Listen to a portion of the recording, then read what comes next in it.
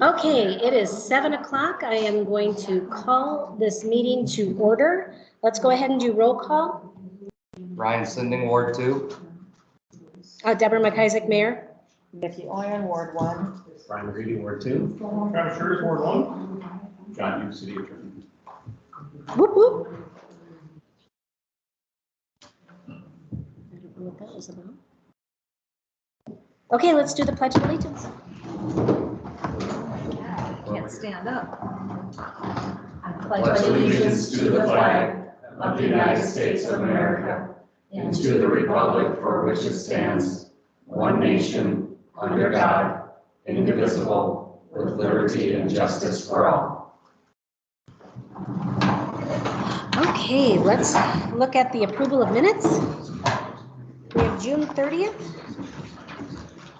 As a quick review. I didn't find anything wrong. So everything looked right? It looked right to me. Perfect. I'll make a motion to approve the June 30th minutes. Nikki's got the first. Travis has the second. All those in favor say aye. Aye. Any opposed? Motion passes. Let's go on to the next minutes, which is July 27th. That's following on the yellow piece of paper. Any questions on this one? That was the one for the last one. Make motion to approve.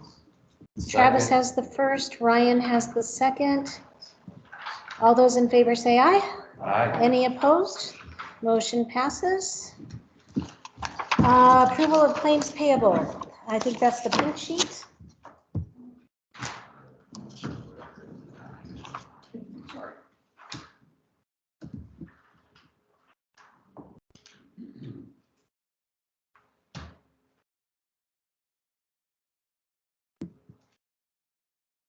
We have done with the lagoon, Ryan. Just curious. That was an expense we had last month. Dredging? That was? Yep. Sounds like fun. 15-year maintenance? Yeah. Good. Any other questions? When does the Del Rapids Community Ambulance rate go up? Didn't that go up? I think we already had a 5,000 initially. I think that was the second. This is the second one? This is Okay. what I understood. Travis, I believe you're correct on that one. Yeah, Yes. that was how we discussed it. This is the second check. Okay. Make a motion to approve claim. Travis is the first, Second. Ryan's the second. All those in favor say aye. Aye. Any opposed? Motion passes. On to public time. Is there anyone that's here for public time? Going once, going twice. Bueller, okay. Old business, we're gonna go to school Ballfield Use. We had a committee meeting. Ryan? Was the council representative in that? Oh, that's my cue. Mm-hmm. Ed, Barb, Ryan, and I got together earlier tonight to discuss Ed's email to us about the facility use agreement between the city and the school for use of the public park softball field. There's no sound. What? No sound. What do you mean there's no sound?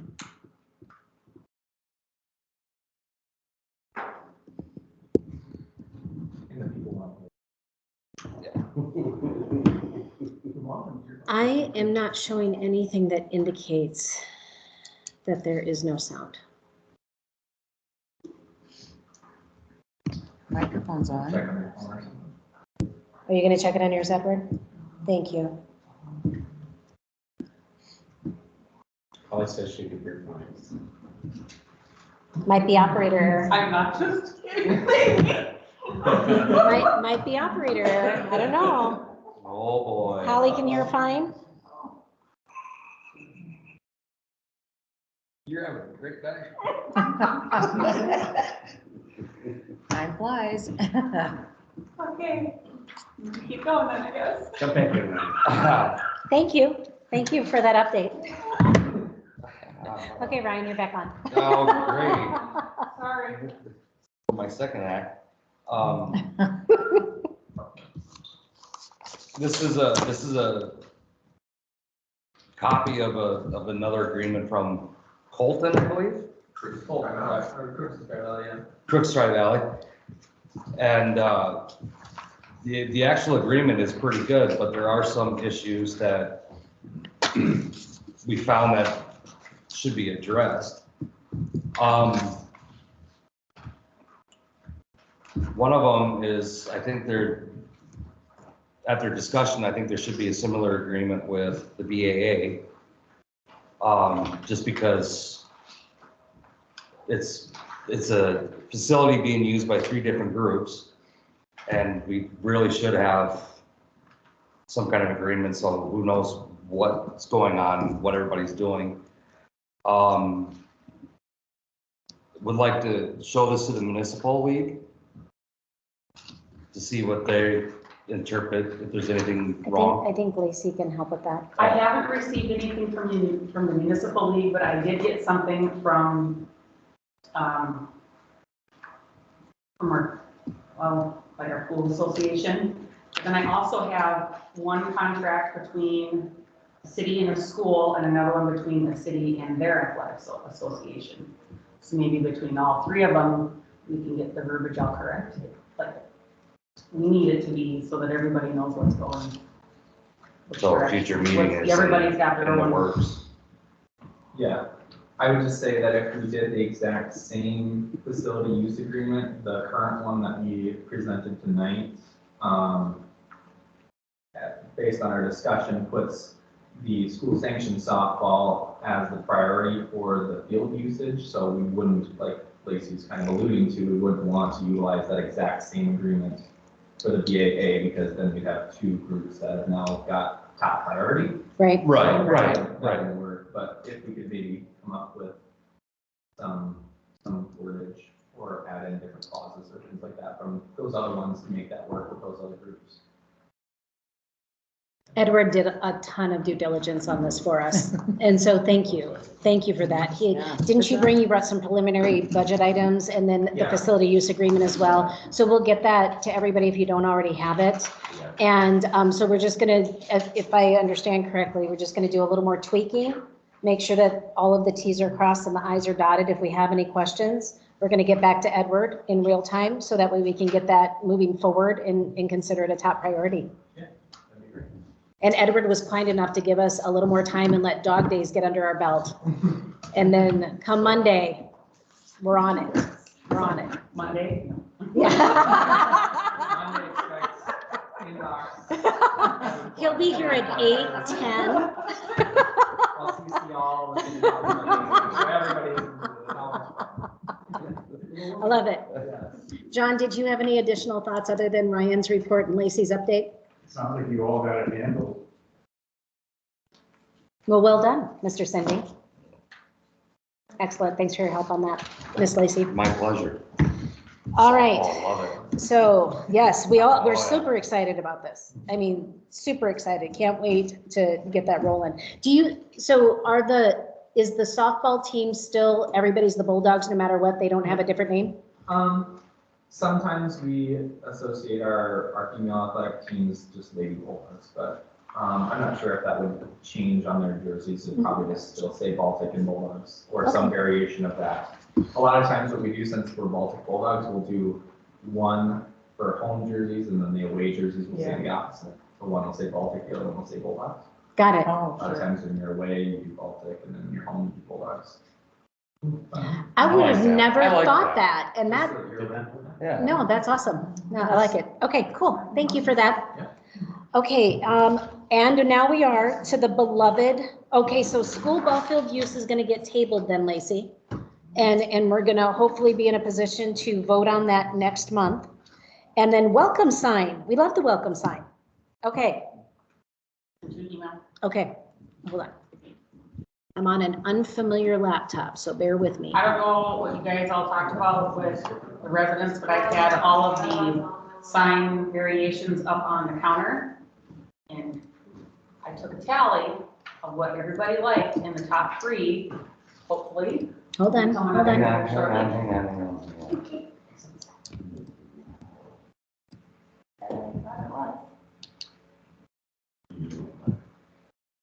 Okay, so you want me to show the picture of all the 3 signs? Is that what you're wanting? Maybe, or did you turn it off? Maybe. Yeah, if you could. Okay. Sorry, everybody at home, just a second here.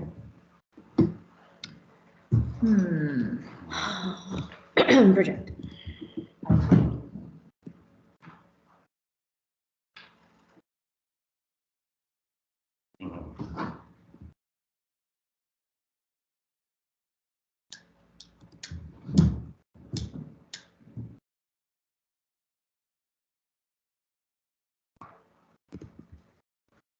One moment, please. It's connecting.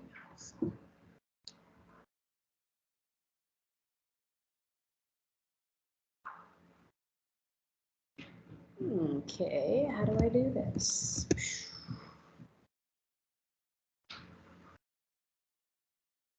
Is that what I need?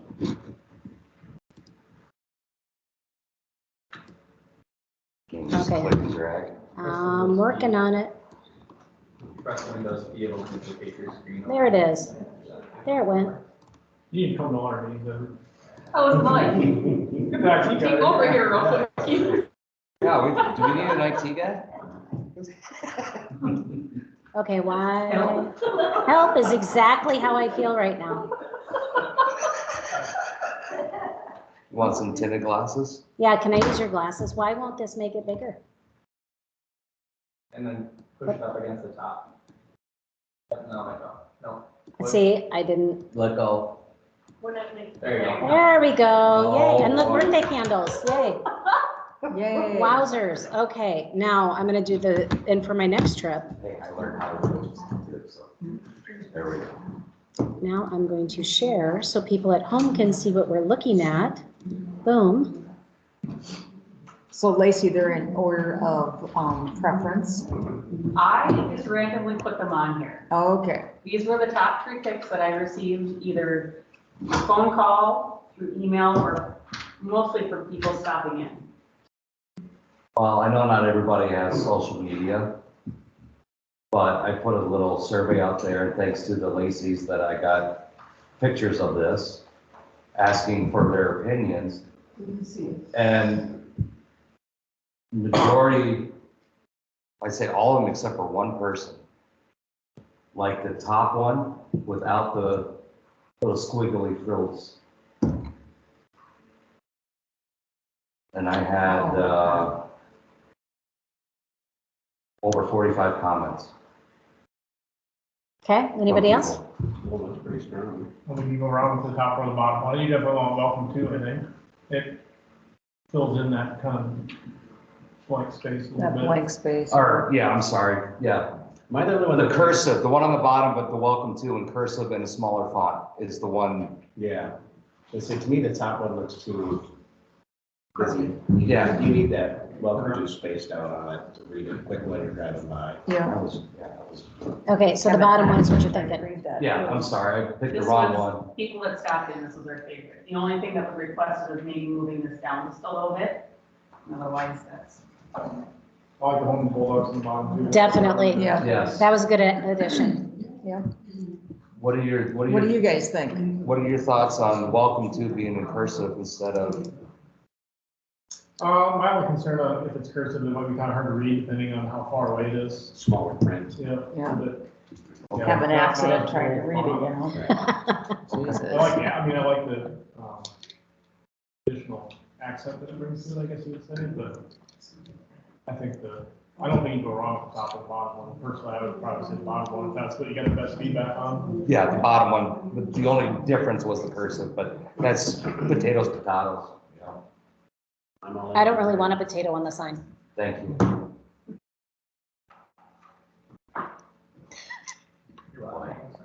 Okay, are we gonna have a motion? What do you think? I preferred the bottom one. The only thing I thought was for balance, they needed to put the 2 lower. Sure. Well, I think the welcome could, yeah, put the 2 down. But definitely home of the Bulldogs and our mascot head. Yes. Yep, like it. I'd like to make a motion Marcy? for number 3. Door number 3, we have a motion for number 3. Yeah. I don't like that curly, that Swoop. swoop. I'll second. That's just me though. Yes, at least they got rid of those other curly cute things. You got a first Yeah. and a second. Those are just horrid. Okay, we got a first and a second for the third one. All those in favor say aye. Aye. Any opposed? All right. Who was the first again, Brian? Who was our second? Travis, thank you, Travis. And all those in favor say aye. You said yes. Any opposed? Motion passes. Perfect. Okay. Now I'm going to stop We sharing. have a sign. We have a sign. Only took 3 months. Thank Yeah. goodness. Well, first 4 months. So Fods, you'll take control of that, or who's taking control of that? Lacey? They Brandon? do it. They're gonna draw straws and figure it out. Pointed at each other. I believe they come in, they put it up. Yeah. We'll draw straws. We got it. We got it from here. We'll figure it out. It's I all would good. like to, at some point, look at lighting for it. I talked to Wolf. Okay. About getting that. And we should have extra funds from the grant. Yep. Yeah. For both sides, right?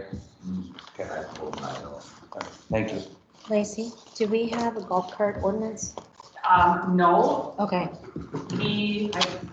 I can say this, there was a golf cart ordinance talked about previously, but it was not approved. Right. So we just need to pick up from where we left off and finish it out. Okay. That's where we're at. But I think, So right now, we're covered by the state ordinance. So, state law. yeah, we have state law that covers us right now, and so, It's really gray. Yeah, I was part of the first conversation on it, and I've talked with people summer long for a couple of years now, just what to do about it, because it is such a great area. It's a little more difficult when you don't have a golf course in town. It's easy to do because it's just in transit one way or the other. In transit is pretty loosely defined, but, the biggest thing, whether or not I think we need an ordinance, I'm not sure. I talked with the sheriff's office at one point too about it. And they hate golf cart ordinances because then we gotta police it. And there's no real good way to do that unless you got a big flashing light on top of your golf cart that says, hey, I'm good. So, that was the pushback I got from them, but I mean. so you're making a motion to have a big flashing light on the golf carts that actually. No. I just hate how many things, not every officer, but there's been reoccurring issues of people being scolded, even when they have things correctly. You do your research and figure out what you have to have, and you have to have mirrors, you have to have brake lights, headlights, all the stuff that goes along with it. Insurance, obviously. Licensed driver, insurance. Well, the thing about license, it has to be a certain Age? CC or whatever, right? No, you have to, in any golf cart ordinance in existence, you have to be, any motorized vehicle too, you have to be a licensed driver to operate.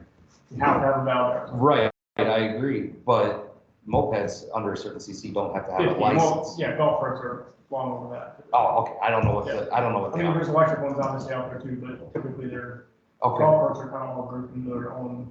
okay. Basically, it needs to be street ready, right? Isn't that what Street it's called? legal. Yeah, it has to have Street street legal. legal tires, has to have mirrors, has to, I mean, you can browse around the DOR's website and get a rough idea. I mean, there's a gray area obviously, because farm equipment can drive down the road, but that's its own classification. Right. Golf carts, there's like 3 lines about golf carts and that's pretty much it, so. I guess just make sure you cover yourself, do your research and know what you need to be legally on the street to a certain extent. You know, what all the biggest thing is insurance and licensed drivers. I mean, that goes without saying, anything you operate, you should have insurance. Definitely. and Licensed drivers, so. Right on the mirrors. Deb? Yep, here's I one. took the opportunity last week to stop down at the fire department and talk to 3 deputies that were present. Basically, what they told me after I almost got hit by an underage, unlicensed, probably uninsured driver of a golf cart was, there is state ordinances, there are county ordinances, but anything that's on a city street, they can do nothing about at this point in time in our town because we do not have a city ordinance in place. And John? that is an almost verbatim quote. Do you remember we had this? I don't know what the state statutes provide. No, not really. It's been a long time since I've looked at what's allowed under state statute. There's going to be state statutes on them. The question is whether the city would want to create more freedom of use. That's something, I mean, it's in the books. So 2 years ago, we had an officer come in and explain what was allowed. And so what we did is we took the minutes of that meeting, and that's what we handed out to golf cart people, because there was a lot of questions. And so what we did is we took that particular meeting from 2 years ago, I think it was in August, because it was right around dog days. And so then people would take that and they would put it in their golf cart in their glove compartment. So if, you know, a law enforcement officer said, well, this is what we have in the minutes, this is what we do here in Baltic. And I know that that seemed to have worked one summer. It may have worked the summer last, but I don't know where we're at this summer with it, because nothing's really changed, right? No, not really. I mean, I know I still have had probably 3 or 4 instances where people have been pulled over and scolded for not really legitimate issues, I guess I would say is probably the best way to put it. I know a lot of people that have golf carts that got in trouble, but you're right, yeah. I mean, really the only solution is to create an ordinance to cover. I didn't realize the thing in the city streets that they had no jurisdiction outside of those city streets. He said if it's on Lovely, they can take care of it. County highway, and I knew that the county highway and state highways, I don't think you can operate unless you're just crossing, is what I read. Yeah, I mean, I love to keep the conversation open to figure out a way to do it. Sure. Let's make sure that we make this a newsletter article, so I'm making a note on that, Lacey, okay? And so, There's enough cities that have these ordinances too. I know Garrison has one.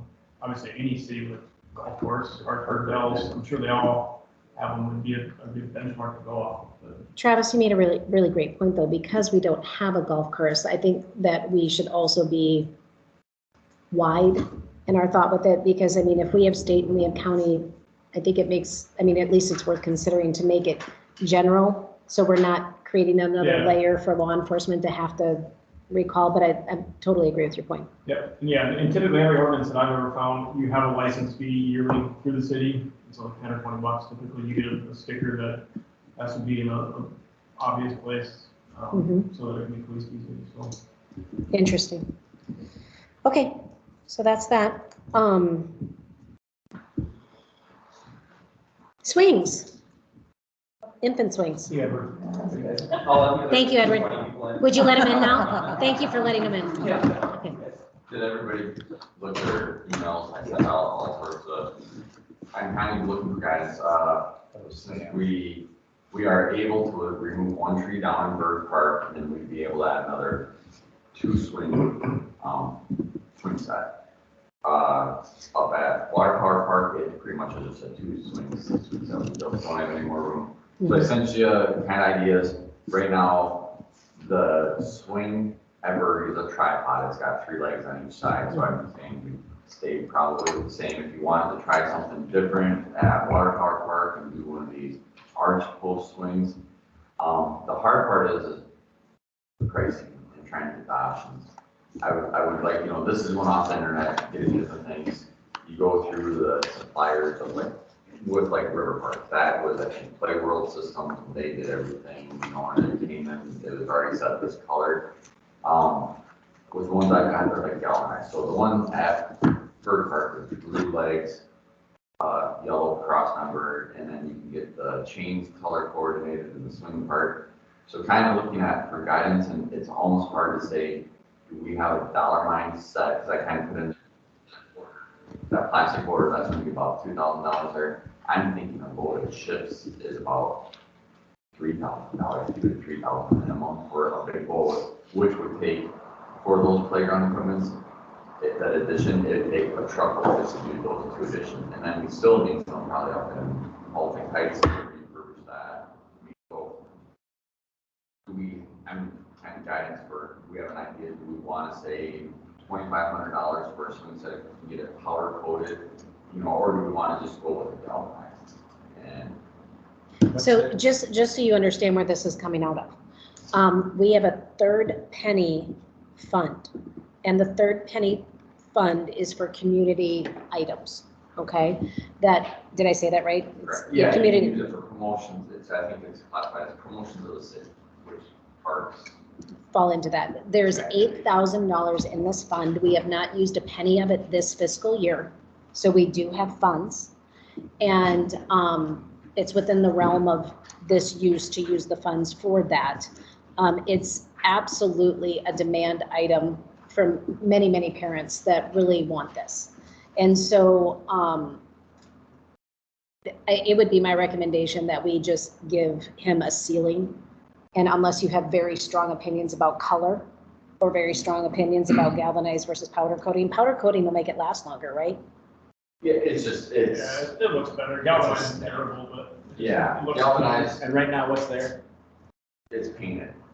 So see, that's the hard part is painted will chip, you know, over Right. time, but down there you want to probably match as close as you can. That's probably the blue's gonna be the same, probably not.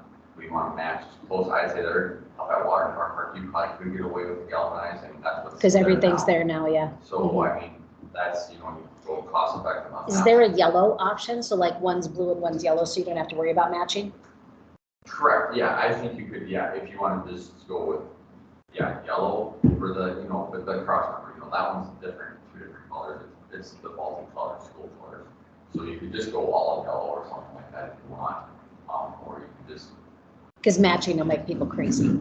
Well, Yeah. I think I just keep it the same, we can galvanize up there and then color match down here, that just makes sense to me, why change it? And they're always pricing, and then what I was figuring at that time, that we would just get the infant toddler swing at the same time with that. Do you, and the one question is, so we only have two swings up there, so do you want a toddler and then a standard swing up there, or do you want to just kind of say, we'll just put the infant, get one infant swing right down there? Probably get more use of it to swing at Berg, I would guess, and Power, just because of the sheer population, and a lot of little kids down that area. So that's what I'll just try to get numbers, I'll send it off, but if you want to set a cap, but if I What do you reach think you that need? cap, then I'll just let you guys know. What do you think you need? Like the borders, $2,000, I'd say probably for different powder coated, I think they're like 25 to 45. 55. Probably about 6 for the swing sets and borders, and then then it's going to the wood chips. And then with winter here, we want to, I hate to do it, but caution tape around the swing set that we don't have up and weight, you know, so they're not used because they won't have a barrier, but if you put, you know, Bird Park would be protected, I just don't know availability of wood chips now, you know. How long would it take to get them to put them in? Can you sit on and do it in the spring? Instead of starting Yeah, project? hard part is everything is, you put an order in and it's. Maybe we should 2 to 3 weeks out before you get it, so it's one of those things that, you know, I put the order in, but you have to have the playground set, it's just how quickly we can get that set up. Maybe it's Ryan, something- one of the toddler swings, what is the maximum weight that they recommend for one of those swings? I guess I would not know on. The reason I ask is when you're talking traffic abuse, we have daycares that take some pretty small kids up to Tower Park on a rather It's true. regular basis. And I wonder if that combination of 1-on-1 would work up there better for them and, you know, split it and have one at Berg and one up there to accommodate them. I would also agree with Deb that there's enough demand for that, the infant swing or the toddler swing, that I think we should have one at each park. But with the demand there. I think that we have a very young community and I think they would be Do you used. need it? You need the 8,000? I mean, by the Well, time you I get chips and everything else. yeah, and then we could always figure out, because that might be, because I know before I don't use the promotion funds for, which is, we just actually budgeted that every year, or whenever we need it, we just put it in a line item in the budget. Yeah, I would use it probably all, if I did everything this year to get it all taken care of. So that's the thing, do you want to? Well, guys, this is something that people have been asking for a really long time. And if we have a way to have that service there, you know, we have no idea what kind of winter we're going to have. We don't know when winter's going to start. If we can get that in sooner rather than later, the people might be able to use it. Maybe putting in the swings will delay winter. You never know. It could The be. hard part is logistically, We'll give you credit for that if winter's delayed. Our summer help is gone, so now it's gonna be back to 2 of us. So that will be the hard part is now, and now Mother Nature decided to give us rain, so now things are actually gonna green up, and we're gonna have that. Yeah. mow. Yes, So that might be, that will be the thing we'll work into the schedule. So I just, and then we'll have active basis. You don't think Chris will come back and And dig your holes? spring is gonna be pretty bad too, isn't it? And then we'll have ice rink. No one, Chris coming back for digging holes, but they can come back with. You get time to take that tree down yourself? Or you got right We probably try to just you know, haul it around and maybe just try to push it. That's the hard part is we could probably drop it. It's just now with the moisture, it's going to be a mess to get. Yeah. We've got our skid loader, we can just section it, drag it to the road or to the gravel road, so. there are we can get it teams of done. people that can help with that. If you Wow. want help, there's plenty of volunteers that could probably help you with that. Yeah, I got plenty of tree cutting experience. yeah, there's a lot of people. So if we want to get some help with that, I think there's people out there. Knowing full well that it's on your plate. Not technical. We'll say fine. We'll get waiver forms, John. We'll get waiver forms. So that would be the thing, probably on that one, if you guys try to just grind the snow. And then put the swing set up over top of it, so as it settles over time, we just add wood chips, take the rip all out, it's gonna be a big mess. So we just need a motion for Ryan to spend up to 8,000, other motion for Ryan to just spend what makes sense up to 8,000. Yes, For the 2 setups. yes. Is that your motion, That's Ryan? my motion. I'll second. Nikki's got the second. All those in favor say aye. Aye. Any opposed? We are gonna have some swings. You have this on the agenda. Under infant swing D, old I don't business. have that. No, What? I don't have that. I don't have either. no. Revised. Yeah, you have the old agenda in front of you with all of those scribbles on it. Oh, so we, Yeah, it's not. we just approved something that isn't on the agenda. Okay, well, I guess we'll table this. Come on, Unless, backtrack. Keep doing your legwork and maybe we'll come back. Get that tree tipped over. We'll just get everything set up. We have to do the. apologies. You should maybe hand this down to you. Yeah, what other things am I gonna suggest to talk about that we don't have to? So next Well, month. I was we'll looking approve all here. this, Next so month. we order it, we just. You you get everything lined up. Do some research, and next month we'll come and talk about this again, okay? There you go. When the bill, you approve. I love it. Okay, let me look at the real agenda now. Well, just some good down Bird Park to take a tree down. Shape it, hits the ground down there, that's. And it's actually, that one's perfectly, I mean, it's all by itself, and it's an old ash tree, so it should come down, that's already been split. What do you do? I You mean, just it- kind of start shoving them over with a loader or what?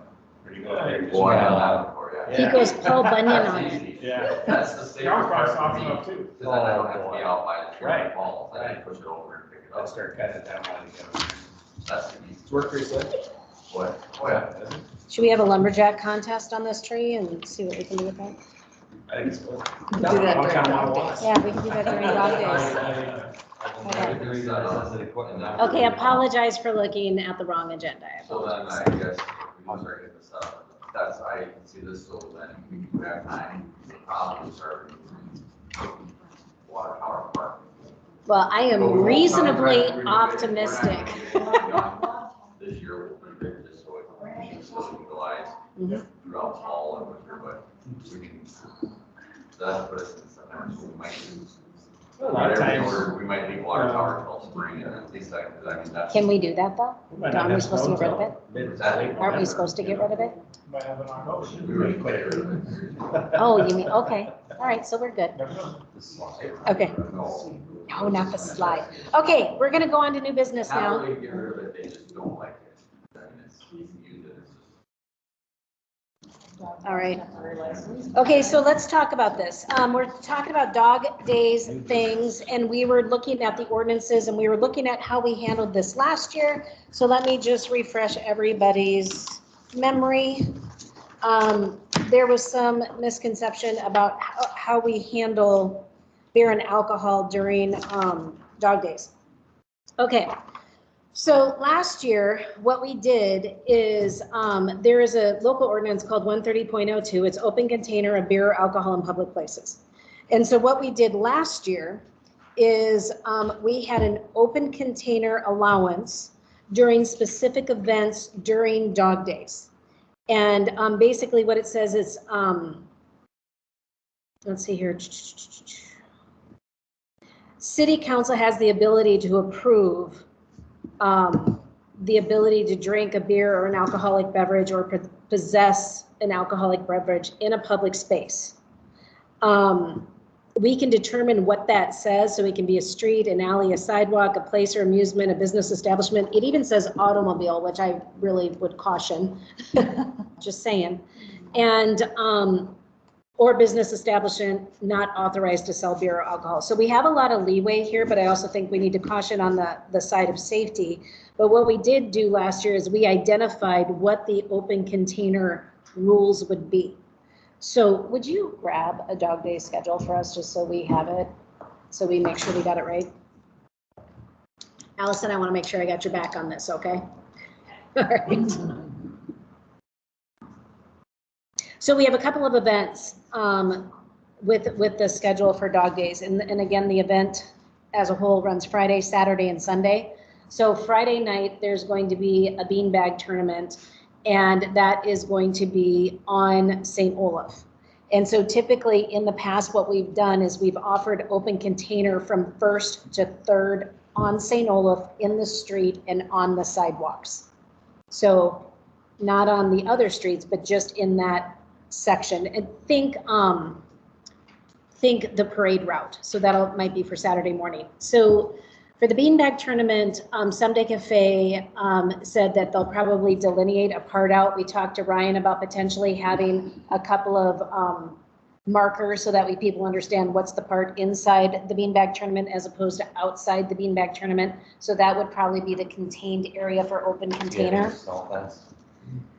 I don't think we need snow fence for the beanbag tournament, but maybe caution tape to make it a little bit easier to move, since we have to move it again in the morning for the parade. And so I don't think we need open container for Vacation Bible School. That's just a guess. Are we okay with that? All right. Is that an assumption? Do we need a motion? Okay. And then beanbag tournament starts at 6 o'clock. And then karaoke starts at 8 o'clock. And then fireworks start at 9 o'clock. So with that in mind, council, what kind of motion do you want to make for Friday night?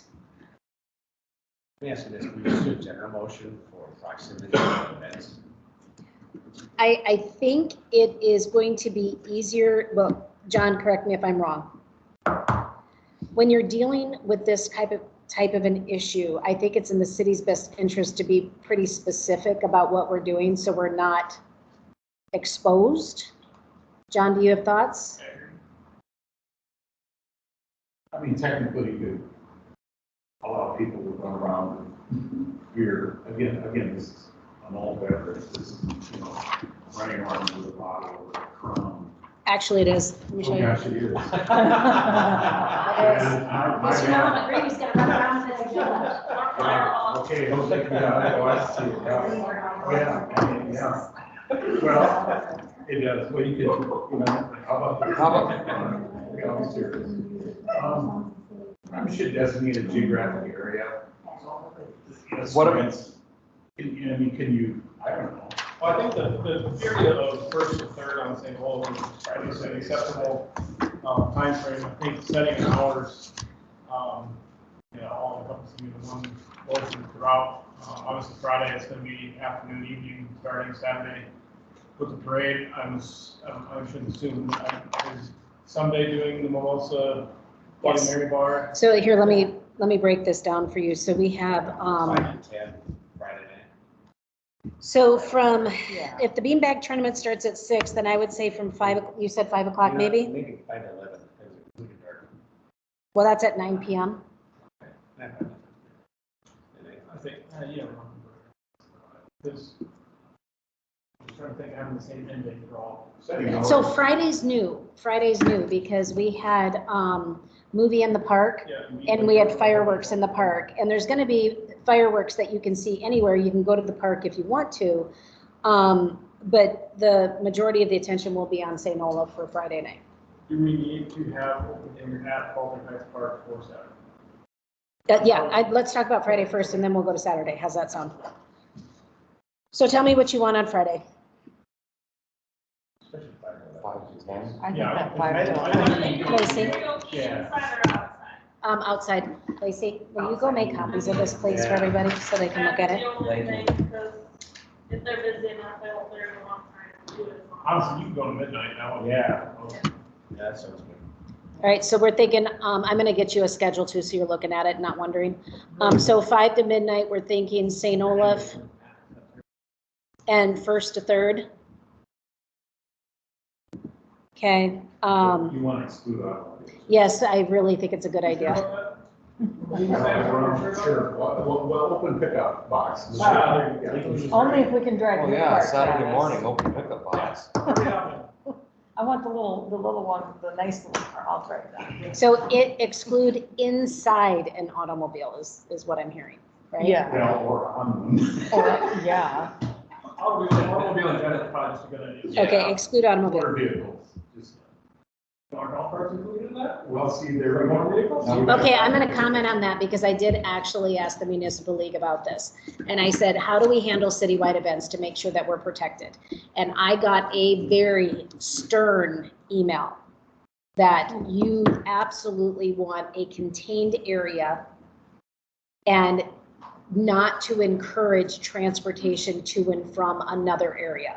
Our best bet is to have a contained area for a contained event and a contained area for a contained event.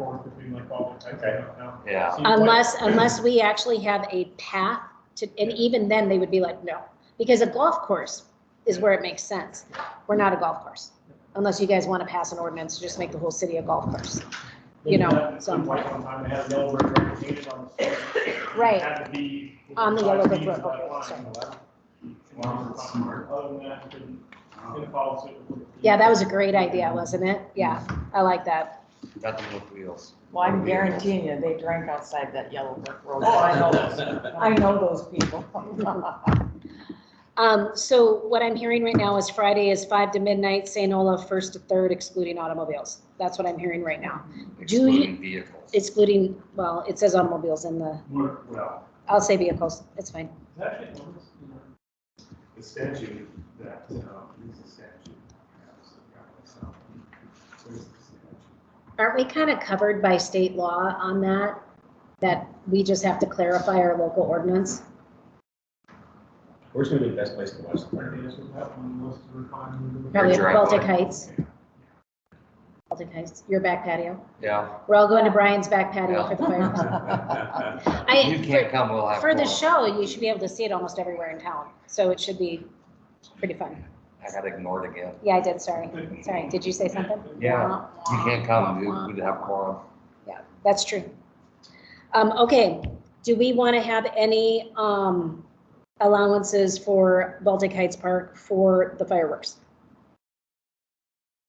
How did we do last year? It was BYOB, you could have a cooler or something like that, in that Mhm. case. We allowed it up there. Yep, which falls into the open container. And then obviously. I mean, you could do like 8 to 10 if you want to do it, if people want to hang out that way, but I don't think, if anyone's going to Baltic Heights Park, yeah, they'll probably get there, right before dusk, I'd say and, around 7, 8, 10. and the fireworks last like 15 minutes, right? Well, it looks to me like Baltic Heights is gonna be almost all day, it'd be 12 days. But we're talking Friday. Yeah. Oh, we're still doing Friday. I think Friday, the 5 to midnight should, Are they still, they're not? No. Let me just throw out a thought. Put my work lawyer's hat on. I would tend to want to limit this to shorter durations all day. I mean, people that drink, and I've seen people drink a case of beer in the afternoon, one person, a case of beer, Mhm. and they get in the car and drive, Yeah. holy smokes. I mean, to some degree, there's going to be a point where the city could impose a duty on itself to keep somebody from getting in the car. Right. So like Baltic Heights Park all day. I would think, I would prefer a short window of time. Do we have an When extra does copy? your tent start up there on Saturday? Noon.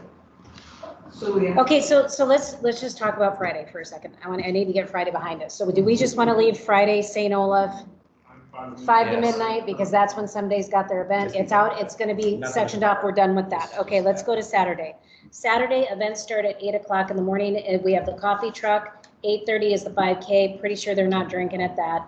But the kickball tournament starts at 9 and Bloody Marys start at 9. So it would make sense that 9 AM would be the start time on Saturday. Any other thoughts on that, unless you wanted to do 8:30, but, 9 is fine. okay, 9 AM. So we're at 9 to 3. It's 3 days, so. Well, see, down at, Hang on now. well, St. Olaf, Whatever, or you want.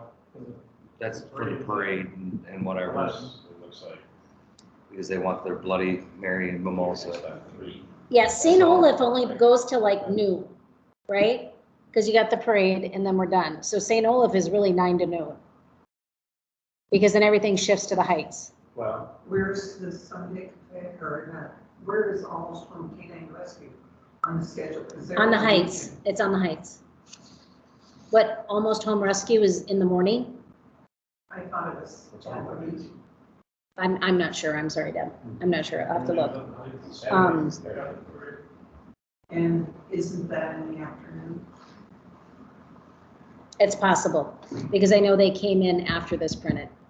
And so I know there was talk about having it in the Legion. The air conditioning. at the Yes. Legion. I believe that was a conversation that happened, yes. We have a Bloody Mary and most part there. At the parade. Let's go to that. Yeah. They all did last year, anyways. Everywhere I looked, there was Bloody Mary and mimosa. So what we did last year is we said Saturday, August 13th, and Sunday, August 14th, from 1st to 3rd Street on St. Olaf, on walkways in the street from 7 AM to 2 AM on Baltic Heights Park, and then 7 AM to 2 AM downtown. I'm with John, I don't think 7 AM to 2 AM makes a lot of sense. But I do think from 9 to 3 makes a lot of sense for St. Olaf. And then I think noon, or wait a minute, No, first. because, You mean for the Heights? yeah, hold on. Saturday has the street dance too, so then it would be from 9 AM until, what, 12 AM? Because that's the street dance. What we did last year was 12 AM. Actually, I think you guys did 2. But the street dance goes till midnight, so I'm not sure what to I do, would guys. rather keep it at midnight just because dance is supposed to be over and maybe time to sober up after.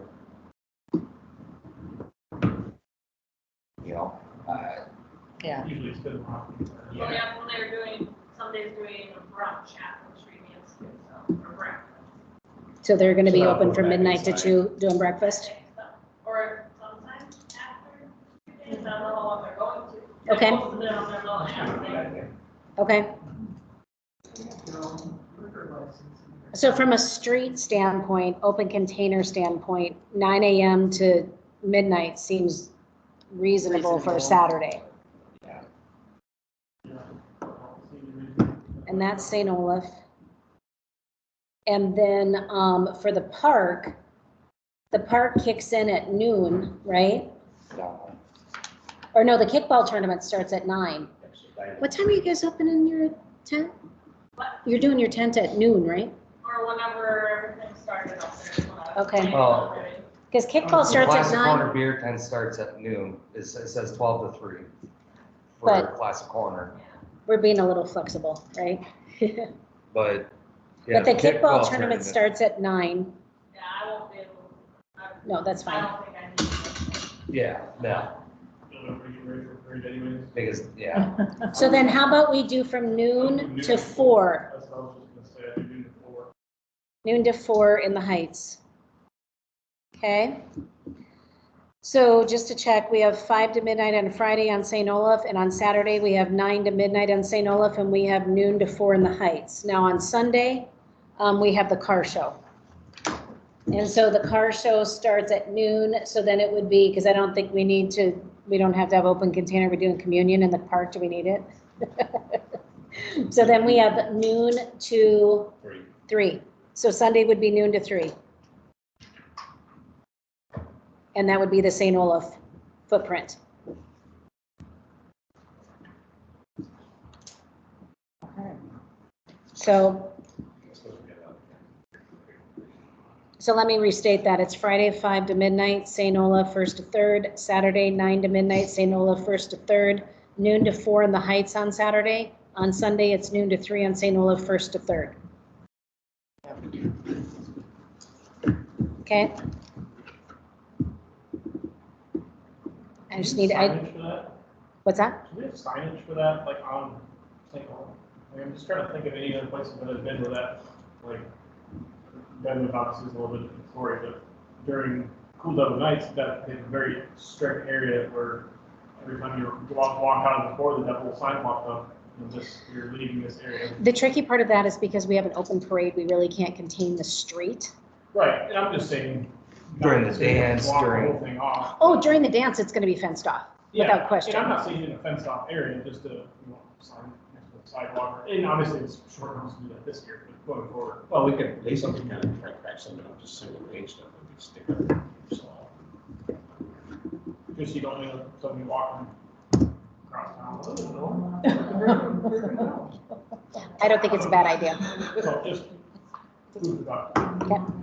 I wonder if Virginia maybe still has their sandwich boards that they launch their KPs. Mhm. Oh, Where you yeah. put those up and say, no alcohol behind.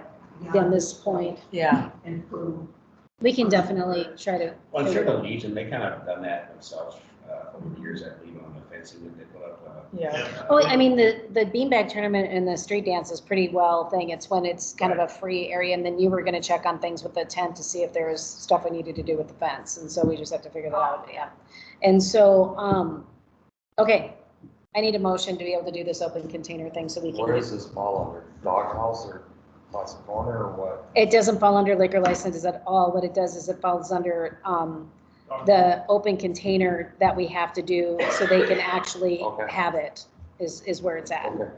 And I guess if you said it had to be under anything, it would have been under dog days. So, because it's all in the auspices of dog days. I guess I moved it. Open container Friday, 5 p.m. to midnight on St. Olaf from 1st to 3rd.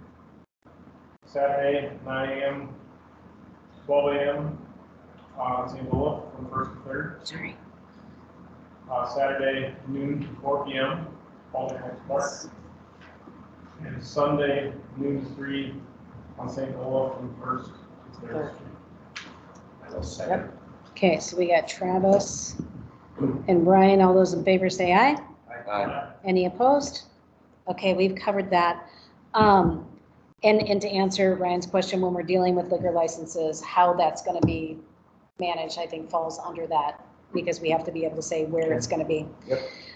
Okay, as far as the doghouse doesn't need a temporary liquor license because they're not looking to sell outside of their establishment. They're selling inside their establishment, which is what led to the open container conversation. That's how that all transpired. However, Classic Corner is going to be selling outside of an establishment. And so we were talking to them this afternoon about a tent and how to go about doing that. So have you had any luck since our last conversation, or do we need to talk later? I reached out to Mike, see if the fire department was doing it. I think he was still looking into stuff. I don't know. Okay, Otherwise, I was looking into trying to see if wheelchair adventurers would be interested in doing it, Mhm. or maybe food bank. I don't know who they're under or whatever. But it's what we were just planning on doing, was do a donation towards them. We run it, we do it. We need a fence, we have a fence, we have a tent, and we'll do everything. But okay, so let me shine a light on this, okay?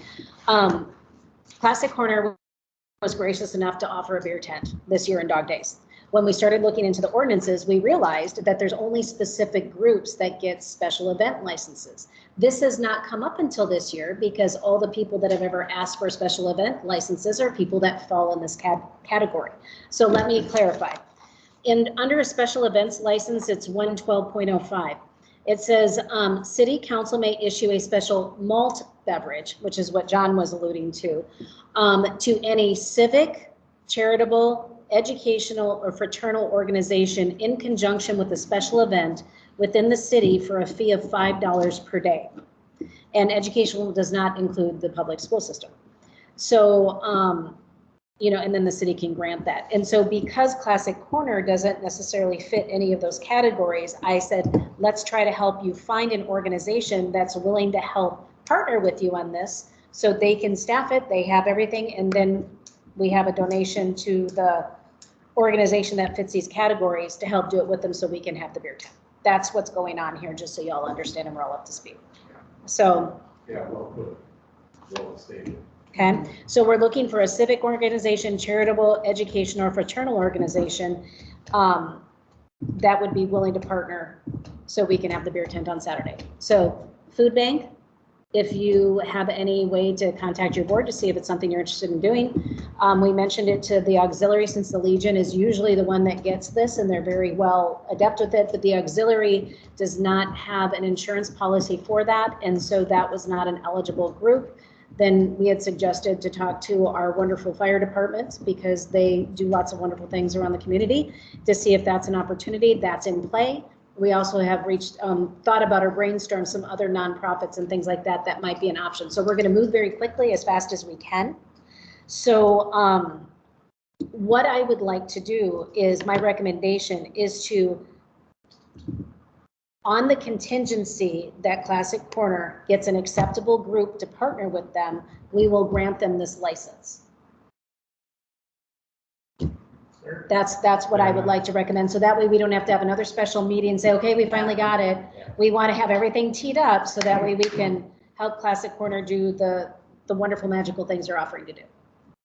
That's my recommendation. I agree with that. No special. I do know that the Baltic Food Bank also would have the same insurance issue because we carry that. Okay. That I'm aware of. So. Okay. So if that's something you're willing to look into, feel free. If not, get in touch with us, whatever you want to do. We're happy to help in any way that we can within the constraints of the ordinances. So with that being said, that is my recommendation. I need a motion for any other discussion the council would like to have. Motion to approve the liquor license contingent on finding a suitable cause. Charitable organization. Okay. Second. Sorry, Nikki. No, that's all right. So we got Travis. We have Ryan as a second. All those in favor say aye. Aye. Any opposed? Okay, motion passes. I'll work closely with you, Allison. Let's see if we can get done, okay?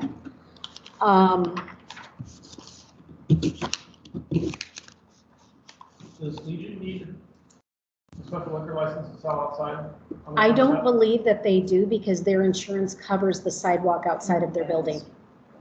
Okay. So I was There was conversation about that in years prior, but I don't feel like they follow suit with anything else. I've always been, They should sell it inside and then people can take it outside. Yeah. but I do believe they've had beer on the sidewalk. They just have their beer coolers right outside. All right.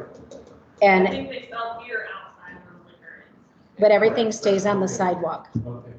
And then I know that the commander had clarified that their insurance is very specific, that it involves the area in front of their building. So he felt very comfortable, which explains that in past conversations why the Legion couldn't sponsor events in other areas of town. Right. Because their insurance wasn't explicitly for that space. So, okay, so we have that passed. Any other questions about that? Okay. If anybody listening has suggestions for groups that can partner with Classic Corner, call City Hall or call Classic Corner because we move quickly here in Baltic to get this done. Let's see here. City employee wage review. Oh, I'm looking at the wrong one. See, I'm looking at the wrong one.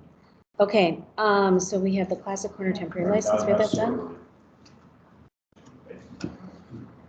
All right, so the doghouse had an issue on the back side of the doghouse, there was a blockage, I believe, and so they needed to have, was it Roto-Rooter that came in? Roto-Rooter came in to clear the blockage of the sewer line. And as we all recall, in the city, we have the main lines and that the city services the main, but up to the main is, I'm botching this, so Ryan, maybe you should talk. Property, but with this one, this is the one that Tony Lee came to us, the planning and zoning talk Yeah. about. It's a service line all the way from the gas station down to the main, and the library ties into it, the doghouse ties into it. So in the city stance, it's always been a service line because really it ties directly to the main, but there's multiple users on it. But it's all on, I think, legitimately, other than the last one being on private property, but it goes through everybody's private property. So when Tony had brought all that, he had camera images of saying this is what it looks like. I think for the ones that you can see were there, it was clean, everything was working fine. That was prior to the doghouse opening. Doghouse opens now, and there is a backup. So who is Responsible. Yeah. Who's responsible? So the doghouse brought this to the city saying, okay, so we went ahead and paid for this, but now we're wondering, is there a cost share involved in this? And we said that that's not something that we can decide, that is a council conversation, and that's why we're here today. Because unfortunately, this is for every business that contains sanitary service line. They always say, I got a problem out of your line, it's the city's problem, and that's every time they'll say it. When I worked for Colton, they did the same thing to me, and I was like, I know it's not the city's problem, because you're not literally to the sewer main. Justin, you're nodding your head. Do you have something to add to that? Yeah, I would say It's their scapegoat. If they feel that they can't get the problem, or it's going to be a serious problem, a lot of the times they kind of, cities have a deeper pocket usually, so they kind of try to assure the homeowner that they're doing their due diligence and they're making it work for them. This is the one that is the problem, is because there is really no sanitary main going up that alley. It's always been a service line. So issue in that service line off the main, or is it where between the doghouse and that service line? It was, literally they said the last 200 feet, so from counting from the bathroom in the doghouse and stepping it off, it's literally, it was right at our sewer main, and it was backing up from that point on. Don't know if they're, Tony had the images, there kind of seemed like there might have been a hitch, you know, from a 8-inch to a 6-inch, or, you know, kind of a tie in there. Could have caused the issue, but it's one of those things, is, yeah, who's responsible for it? I know talking to Kathy, she said literally if the bathroom at the library is used 5 times a week, that's a lot.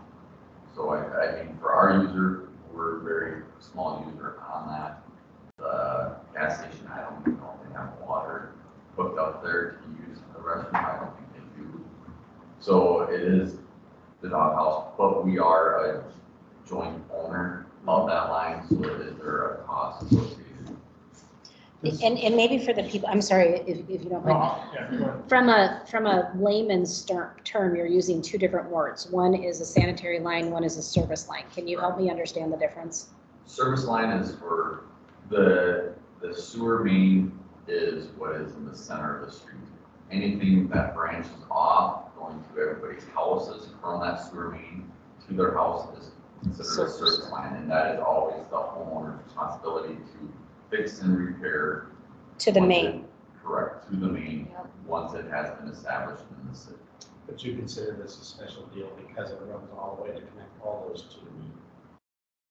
The hard part is, I would go back to whose ownership is it, who tied it in, because I'll say that would have been which property was there first, and they probably used existing like sewer lines that were already there from a building that was from there before, but who was the actual first building to put that one in there is the hard part to say. Was it their sanitary line and then everybody else tied into it, or which way was that ownership designated? Well, and I think what Ryan is alluding to, we've had other situations where there have been issues with service lines that I think, you know, we had a previous discussion before where it was like the repair was done up to the curb stop versus past the curb stop, and really where's the city obligated to handle this? And another complication is the fact that this is an alleyway, it's not a street at all, so we can't even deal with the curb stop conversation. And so, and so when you look at ordinances, it's in the street and you go to the main is how we look at it, right? Isn't there an ordinance that specifically speaks to that? Yeah, for a service line, everything goes to the street for water and sewer. So the homeowner / property owner is responsible up until the main.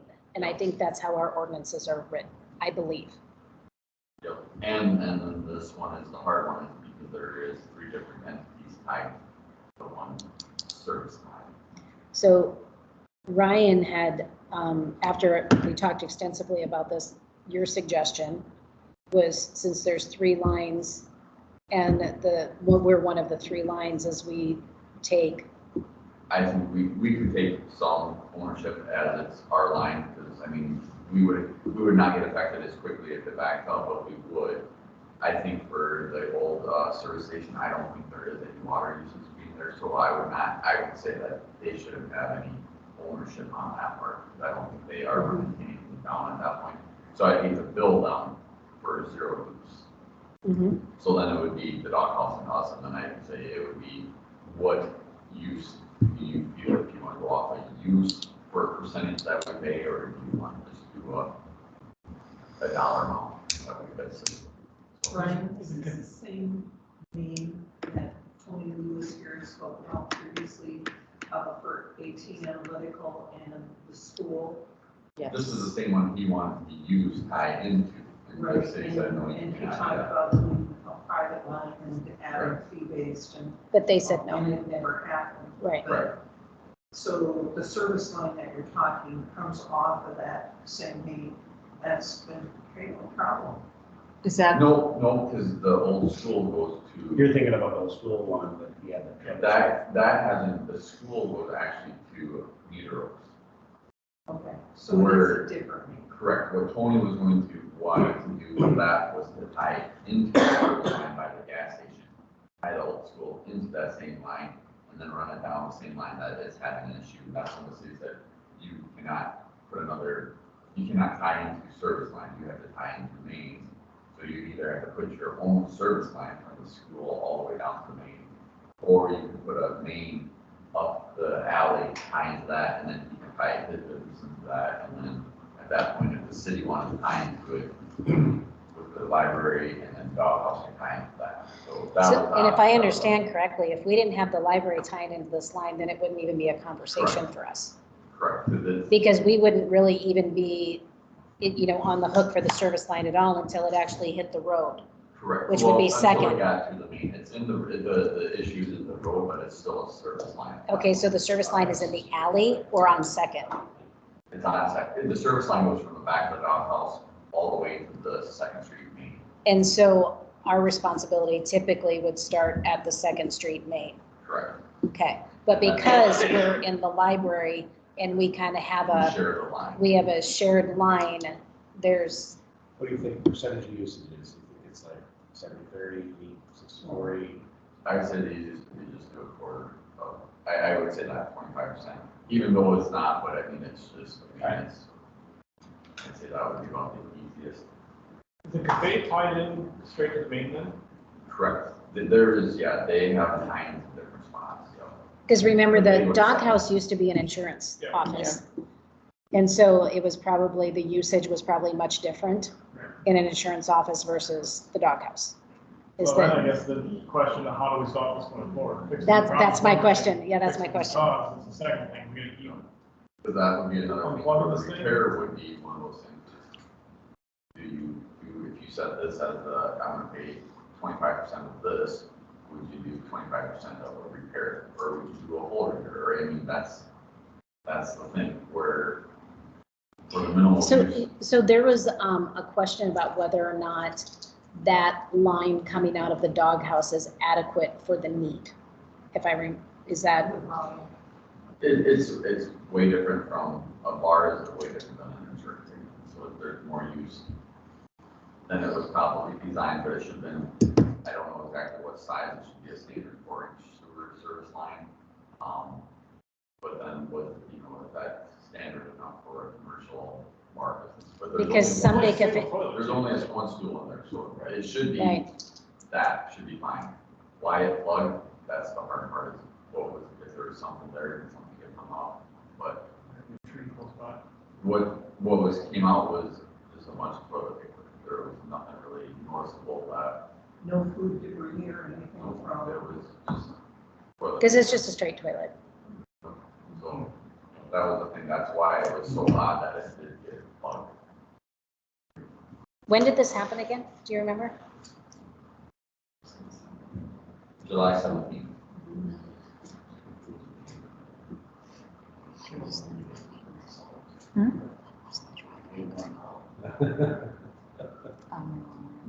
And moving down local cost sharing, to a certain extent, especially if we use that line, you're kind of obligated, I guess, to a certain extent, without physically knowing the 100% exact location of where the block was.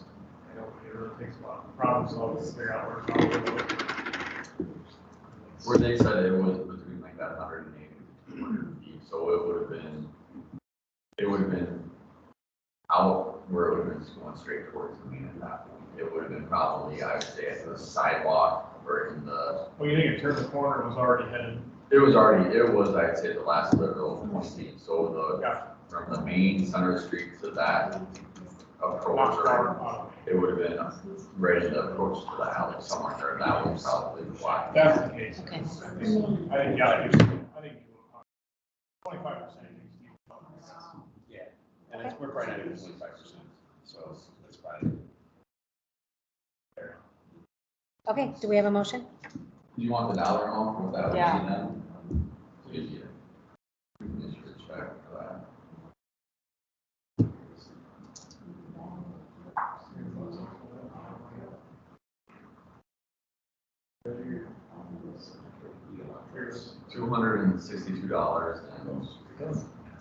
$262.18. That's the 25%. Yep, Because the total bill was like 1,000, right? that was over 873. Really? Question Because they had they get a big pump out of back truck, or not a back truck, but a high pressure trucking. They could just do a twirly thing. Nope, they can do it, it's just over snake. First time, it's not, it hasn't been a chronic thing. It's the first time we've had it. This is the first time, Yeah. first time ever that I've ever known it to be that flooded. What'd you say, Deb? My question was if the doghouse is here and the plug is between there and the service line, how is that not hinging on them? And before you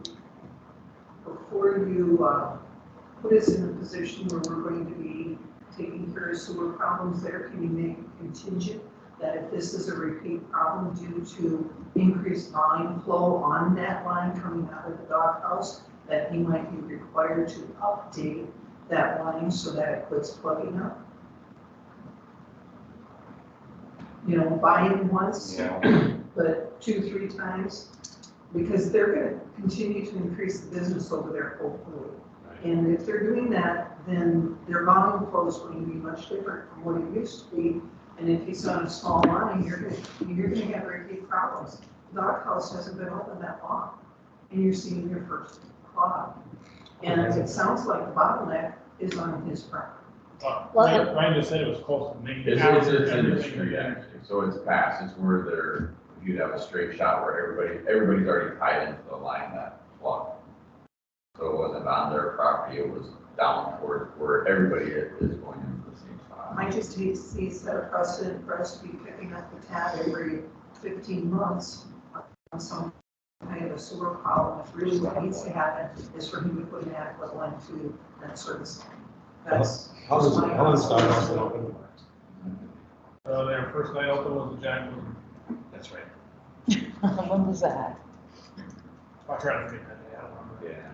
Early December. I think it was James. The I big think it one? was after the first of the year. Yeah, like 8. Right after Christmas break. I mean, we don't set precedents by doing this though. No, well, when we turned it down, or we said no to it, months ago, or a year ago. You mean to Tony Lee adding a line, which is That different and than, with over in the cul-de-sac for Curie. That was, That was a water line. That was, well, yeah, It was a very different pipe, but same. Very different situation, you know, I would say. But that was an individual, so this is not an individual. Right, Well, this we is could- multiple on Couldn't one we just do line. we'll agree for 25%. It's, we can note it there that if it's becoming an ongoing issue. We do that. yeah.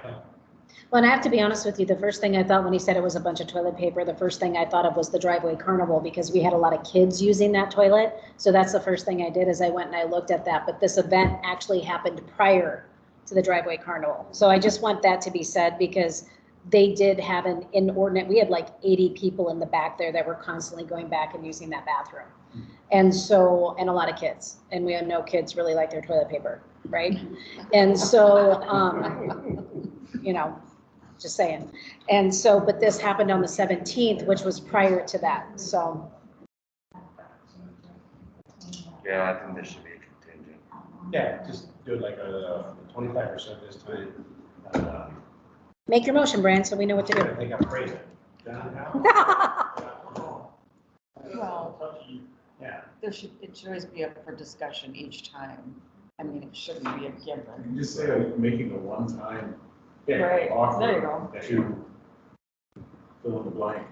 I'll make a motion for a one-time offer for 25% of the cost of the city. Okay, Brian's got the first, I'll second. Nikki's got the second. All those in favor say aye. Aye. Any opposed? Thanks, John. Motion passes. Thank you. I'm going to make the recommendation to table the wages review, not because we don't want to give them raises. Obviously, we're going to do retroactive, whatever it is that we choose to do. There's some more due diligence that we need to do in this area. And so I would like to recommend to table this until the September meeting. Just so you know, this came up because we said we would do an annual review that happened for June. And so we do know, I've talked to both of the city employees and said, hey, we know we need to do this. Everything will be retroactive to their anniversary date, but we have some more due diligence to do. So that's my recommendation on this one. We will address it in September. Okay. Lacey, make sure you put it on the agenda for September. I don't think Lacey's gonna forget. I just don't. And I you just might want don't. to notate anything that was just said for the minutes. Community events calendar, is that what we were talking about? Okay. All right, so community events calendar, because the driveway carnival, all right, we have the driveway carnival report. That's at the bottom. Right. So I'll talk about that down there on behalf of Ms. Harrington, but I will tell you that because that event was such a success, we started talking about other community events that we're interested in doing.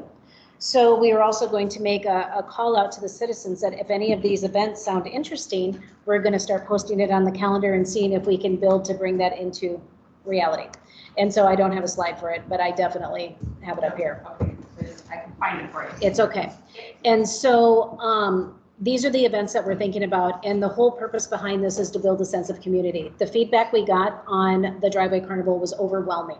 And people loved the idea of meeting their neighbors and just having something fun to do in our city that we created, right?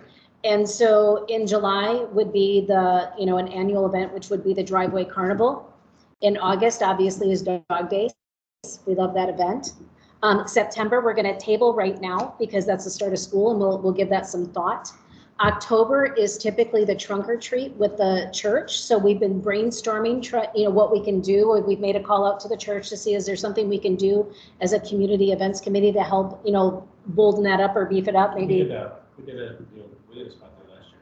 Right. I mean, it's fantastic, and so if there's anything that we want to do to make it bigger, like a jack-o'-lantern fall festival, that kind of a thing. So we're just brainstorming these ideas.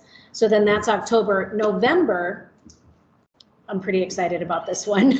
And the feedback has been really, really good. So we're thinking the second Saturday in November will be the Great Midwestern Hot Dish Cook-Off. We're thinking about a traveling trophy called the Golden Crock Pot. and that it would be citizen's choice. So you bring your grandma's favorite recipe, whatever makes you remind yourself of home or childhood. You make 2 gallons of your favorite casserole, goulash, hot dish, you know, tater tot, whatever, you know, it is. And then we all have a taste test and the people decide which is the winning recipe. Dog Days, or excuse me, Someday Cafe has said if, you know, if it works, they might put the winning recipe on the menu, to which a lot of our really good cooks in town said, oh, you mean I have to provide a recipe? So more information to come on that. People are super excited and already trying to figure out. We already have some women that are like, mine's better than yours and I'm gonna win. So people are super excited about this. So that's November. So thankful for casseroles and hot dishes in the Midwest. Yeah, so Sending's already throwing down. He thinks he's got the recipe. So that's November. December, obviously, Santa Days. That's always been an incredibly successful event. January, what we're thinking about is the Great American Sledding Party. Think hot cocoa, think s'mores, think people that have ice shacks that are willing to donate to warm up. We're going to make sure we have a sledding hill before we do it. Otherwise, it's going to be a very short event. I hate to say it, but It's going to be a very short event. So we'll just see how things work out. We'll see how things work out. Or maybe it'll just be snowmen. Who knows? Or you can tie it in with the ice skating. There we go, because we know Ryan loves that. Something. Ryan loves that idea. And then we can put all the snow from the town in one spot and slide down that hill, right? I'm thinking snow. Oh, yeah, we could just close down 4th Street and sled down that street. That'd be fun. Fire department right there. Oh, boy. Yeah. He's like, oh, no. So we're thinking January, Great American Sledding Party February. We're thinking, I don't know if any of you guys have ever attended the Sioux Falls Murder Mystery Dinner that they do in Sioux Falls. You have the ability to sequester those people in that performance and bring them to Baltic. So we're seriously considering looking at that, because what a fun event, right? And so March, we're still figuring that one out. April's Easter Bunny. May is going to be, and I've already talked to some people about this, we have some really good contest barbecue people in Baltic that like do hardcore barbecue contests. And they said that they would help us facilitate a barbecue contest in, oh, I skipped it. I skipped one. Okay, all right, hold that thought. Hold that thought. No. We did Easter Bunny in April. May, Mom Car Show. Oh, that's right. Mom Car Show. So think minivans, 3rd row seats, all the things that family needs to keep their kids safe. Talking to dealers about what's new for families. You know, what's new and hot in the automotive industry. Maybe different accessories that make life easier for parents that have children that have to go around. Think child seat safety, those kind of events. We're thinking awards, you know, because you're just getting out of school, right? It's May, it's Mother's Day. Why not celebrate this? Maybe we have an award for the most interesting thing found under the seat. You could do like a whole big thing of stuck together Cheerios. That's what I'm talking about. You're feeling me. Or let's do Don't forget the who has Band-Aid wrappers. Yeah. who has the best mystery stain on the carpet, and then maybe the prize is a detailing. You know, so just have some fun with it. You got to have some fun with it. Mom car show. Moms never get car shows.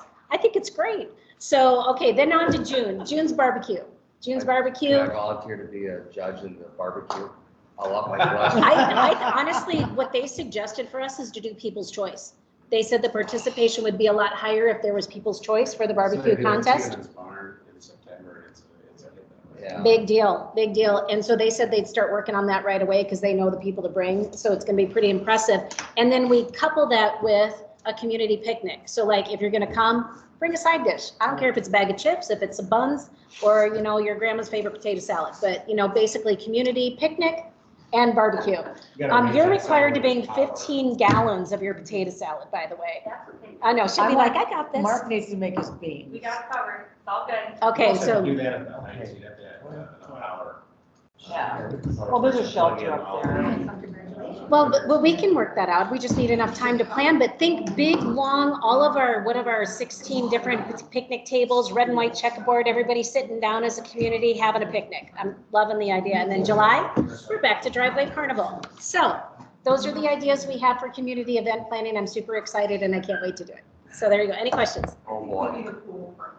A pool party? Yeah, where you bring your kids into the pool and you all just have a pool party. with What if we did in whatever March, we did a you want. Hawaiian party? So that way we're all waiting for summer. In March, we did a Hawaiian party and do a Hawaiian theme thing.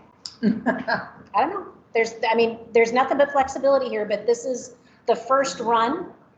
The first ideas, this is where we're at. So if you have feedback on that, let us know. So far the feedback's been fantastic, right? It's been fun, especially the mom car show.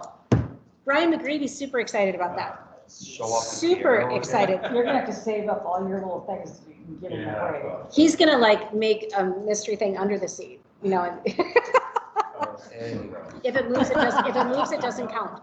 So, okay, so that is community events calendar. More information to follow. You'll see that on the website and you'll see more information about it. So if you're interested in joining the community events committee, let us know. We're gonna need some extra hands because we're gonna have a lot of fun. Okay, school construction. Randy came to talk to us. Yeah, why don't you do this? Randy, with construction going on at the school, kind of came to this city because it's Bulldog Avenue. He was looking at kind of our input, and what the school really wants to do is turn it into a one-way for one lane of traffic to go to the east. So buses, the bus drop-off is in front of the commons, and it has to go to the east. There's no way to turn a bus around right there. But they're gonna have a one-way there. They're talking about getting, do not enter, exit sign. They're going to us to see if we had any sign available. And then on the other portion of the road, they're gonna try to do a barricade, something with a barricade to make like a walking path for everybody that students can get from the gravel parking lot coming down from the bike path or the sidewalks from Columbia Addition, so they can get through to the school using Bulldog Avenue. But they really, since it's our street, we came to us just to ask if that is okay if we do something like So that. just during the construction. It's gonna be, yeah, pretty much throughout the whole time. He said, once winter arrives, it'll have to be kind of figured out, coordinated there, because they have barricades there, so that separates sidewalk from traffic. Snow removal, that would be a little bit more difficult. So it's kind of just right now to get it set up so that we can coordinate it. They would reach out to all the patrons of the school district and say, hey, this is what we're doing. Don't come in from unless you're gonna park over there, you have no way to come in off of this street to try to get access to the school. So basically, it's like a lot of other schools where you just come in one way and you come out the other way. We've just been spoiled having two-way, but it would be temporarily for construction. I wouldn't change it at all during the winter. I just leave it that as is. And that's what it Because, is. yeah, And it'd be first snow removal. Have that you run stable. Yeah. Over through there and stuff, so. And I love that they have the pedestrian path too, so that way the kids can get to and from and everything's okay. So do we need to make a motion on that or do we just tell the school it's okay? Street closure, or street ideas, I think you can just kind of do it at leisure, can't you? But it's not a closure, it's a directional. Are we back to whether this is a public street or not? It is a public street. Public street. I guess the only way, if you would kind of make a motion, then I would say, I don't think law enforcement would police it, but then if you did say something, then if someone is doing it the wrong way or whatever, then you probably tell the deputies, but I don't think they would enforce it. They just You say, want signage? Yeah. Do we have signs? just, yeah, I don't know what to get different times. It's just like, do not enter, and then they get on. Right. So it's just, and I mean, it's gonna be on temporary. one way only. Correct. It's temporary. Yeah. It's all temporary. Yeah, just walk construction. And they are working as fast as they can to get that all locked down. I mean, if you really, I think the school does a fine job of, they've got a heck of a system to inform everybody, so I think it should go fairly smoothly. Well, since it's a public street, I might as well just leave it, second it, and pass it. It's temporary until the school district wishes to change it. Well, right now the street is closed. Oh. And so I think the motion should stay upon the, upon the beginning of school. Okay. It will commence as a one-way street from west to east, from 4th to 5th, with an adjacent pedestrian walkway. Temporarily. Temporarily, Well, 80 day, by fourth.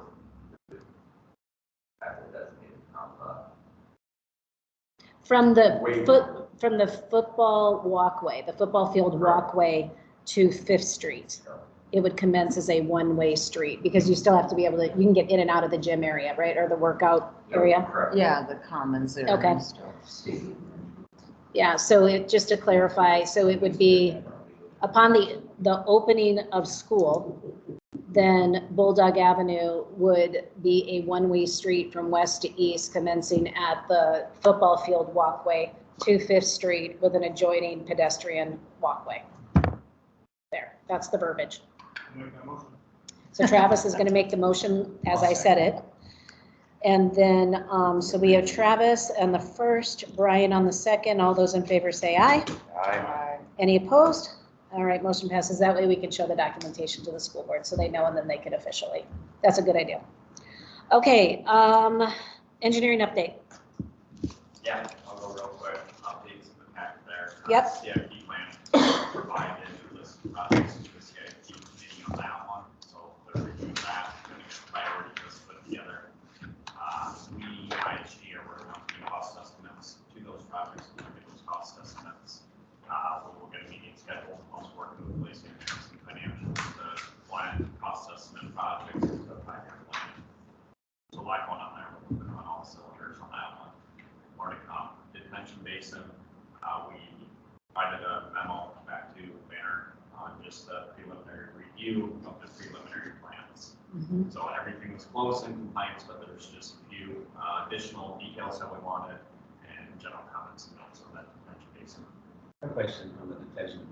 Why, just curious, did you talk to them, why they decided to be 2 detention basins instead of really one centralized one? Was there any conversation on For it? experience with what they're doing right now, Down at the school there, so. they were too far invested in their Okay. project that there was no way to Combine. fiscally. Okay, I was just wondering, it seemed like a. They had already done all the stuff on the back end to bring everything around the side. They had already gone that far. Just wondering. That's a good question. I had the same question, Brian. So that memo was provided once we get further detail back. We'll just keep going with it. Iterative process, go back and forth until we get something acceptable. Once we get that final report, I assume it will be presented to council for final acceptance based on recommendation. And by the way, Ryan and Justin have been doing a phenomenal job of reviewing those plans and doing the stuff. And John has been great about keeping us on a regular timeline. So we make sure we're communicating with the developer. So that way everything is open communication and everybody's on the same page. How's it looking now? Is it kind of just a little over into the city property there, or just assume? So that concept that they provided, the net property lines on it. So that was one of the items that we requested to get the property lines on it. That way it's very clear where everything is falling. Okay. So I don't want to make any assumptions at that point. Sure. So, All right. Baltic Heights Park, we're working on getting design progress further. I was trying to get to have stuff by this council meeting, but we just missed it a little bit. So within the next week or so, we should be able to have some concepts and preliminary cost estimates.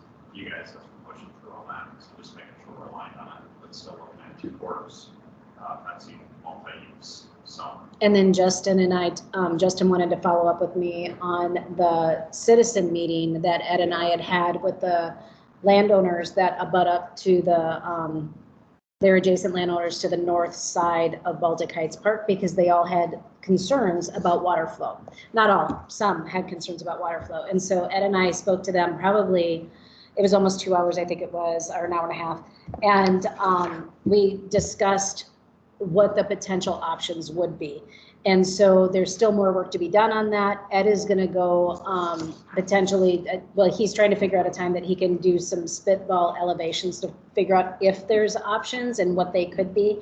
And if there isn't an option to do a water flow to the street, then we talked about maybe doing some terraced options and things like that. But it was really critical for us to make sure that the citizens were involved in that conversation, because it's been a longstanding problem with the way the land was done, that it, originally the water flow was supposed to go between the houses. There was one house where kind of all the water went through, and then they put a house there, you know, typical, you know, old school development, that kind of thing.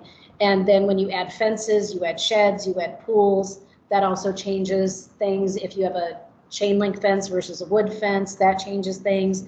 And so we just had a really robust discussion about what options there could be. And so no costs were discussed, it was just kind of like, let's look into this and see if it's even possible. And so for those of you who are aware, we have to, if you're going from east to west, we have to look at what the elevation is on the street over on the west side, because if that's too high from the lowest point, water doesn't go uphill. So that's what we're looking at. We're trying to figure out how much gravity is going to be a friend, how much elevation is going to be a friend. And so that's where we're at right now. I just kind of looked at it before that, I didn't make the meeting, but and this is going back, a lot of the things happened when G&P did the development, they had it draining correctly. A lot of it is over time, different owners came in, did different yard improvements, fences, side driveways, and they changed the whole layout of it. And I know even since when I was here the first time, there was some landscaping done to try to alleviate it.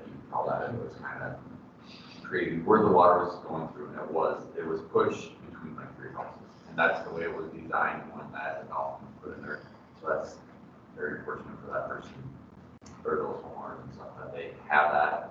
So that's there's gonna be. What was really great to see though is how the neighbors all worked collaboratively and were willing to chat with each other and say, hey, let's try to figure out a solution. And so, we're optimistic that we can, figure something. They're here and there. Yeah. They're here and there back there.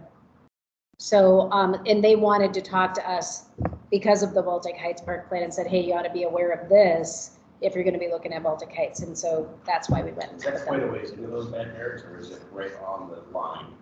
So I'd say the first from 6th grade, think about the first 4 homes. Are fine. The swale is Yeah. from fence line into the park, but at that 5th home to the 8th home, that's where it crosses onto the property line and then goes towards the backyards. Well, and to the credit of the developer, on the other side of the street, you can see where the water goes through the middle of the property line. So, I mean, I guess that's just how they did things back then. And so we understood it, but it's not as helpful today as it was back then. And so that's why we were talking to the citizens to figure out what the options were. So that's just an update on that. So. And I think that's perfect. Just one other note, I would say natural drainage is south and north. So just trying to work with some natural drainage with some of those features there. So just trying not to fight nature too much. Right. And Ed was really great about pointing that out because I obviously do not have the expertise that Ed has. So, but I had a lot of questions. Yeah. So we'll follow up on that. Last 2 I got for you real quick. Water main movement project. We had comments from Dan. We're going to get those anticipations have all those approved by the end of the month here. Comments were small, so just going to address small spec stuff, make sure we're playing with our funds and everything. Provided Ryan had said both match plans too, so we're reviewing and currently want to get a set of Ryan's and work together to make sure we're coordinated on all those that would anticipate that goes for the A&R review by the end of the month. Sure, we think that we should do those. Anticipation is some of those this year. There's contractor availability to get those taken care of. Water main moving, a lot higher probability. Both natural pressures from next year. So it sounds like there's some contractor availability, which is all right. It's been all year. So I'd like to take a false project. Might have to base that for safety for the school. And with the school, I think they're ahead of their time frame. But hopefully a lot of that staging area, a lot of block, the roof trusses and all that. But so realistically, they'll probably have more internal space by the time hopefully it's going to the project.